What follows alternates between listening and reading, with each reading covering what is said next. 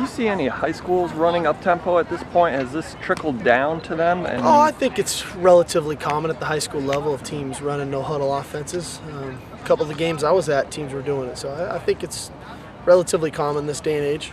Do you think progressively that's gonna continue to catch on, and it's gonna be easier for you to say, well, this is what we're running, we can see how a recruit actually operates in a similar system, or doesn't that matter? I don't know how much that matters. I don't know.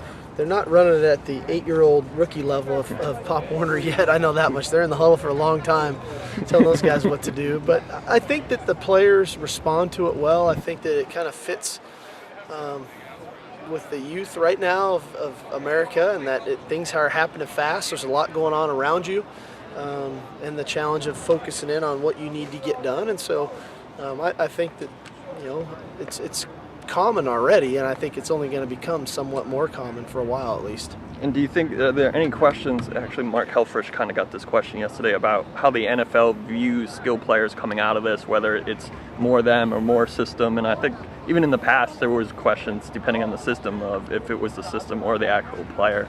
What kind of feedback do you get from the next level? Well, I think that there's one thing to go fast, and then there's another of what types of plays are you running, and then how do they translate to the next level. So everybody's different, everybody's the same, but yet everybody's different. If everybody's going fast, but we're all not running the same identical plays, and players aren't being used in certain rosters the same way they might in another roster. And so as much as things appear the same, they are different, and that's the challenge for NFL scouts and GMs and coaches to try to figure out where a particular player and the skill set that he has, and then showed in college how it would translate to their system. So I think that's the unique process about the draft. It's different than recruiting, where we're all recruiting the same guys trying to build a roster. They're actually selecting and picking, and so when their pick comes, is does he fit what they do with the skill set that a young man possesses? I guess when you're talking to recruits now too, are you confident you can still sell them on the idea that you can build them up to play at the next level? Without a doubt. With this change, yeah. Without a doubt. I mean, I think we're multiple enough on offense to where we still utilize the fullback, we still utilize 2 tight ends, we still throw the ball on the perimeter, we throw the ball in the slot, we run downhill runs.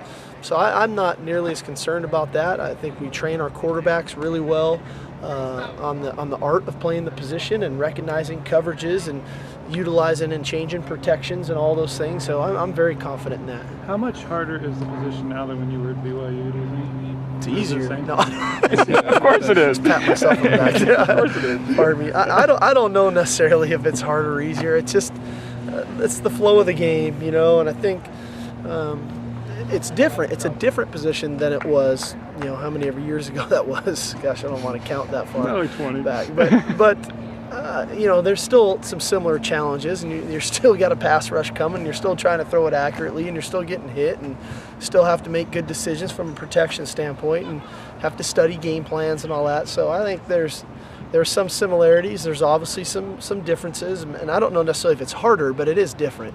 You talked Monday about 7 true freshmen that played in last week being a nice chance to kind of look at them closely and see where you can maybe better utilize them going forward. Right. Specifically with the 3 receivers, what have you seen out of them? All 3 obviously got in. All 3 very different skill sets. Very different. And obviously we've seen Daniel is kind of on special teams maybe a little bit more. Yeah, I think you'll see Jarrell a lot more on special teams. I think you'll see more of Stringfellow offensively. Although he played quite a bit, he didn't get many chances. So I'd like to give him a few more chances. And I love what Ross brought to the table, and hopefully we can get him a couple more returns. So those guys are all going to keep growing and getting better as they continue to progress. I think on defense, Kevin King, we're really going to try to expand his role some and give him more opportunities.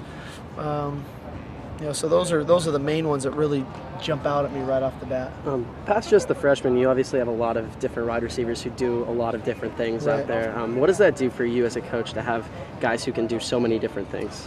Well, it helps you try to put guys into position to do the things that they do well, and not just have the same 3 or 4 guys out there running plays. I know I have certain players that can do certain things really well, and we can tailor to those plays when they're on the field. And we're not drastically changing our offense. We're just trying to do the things that best suit the guys that are on the field.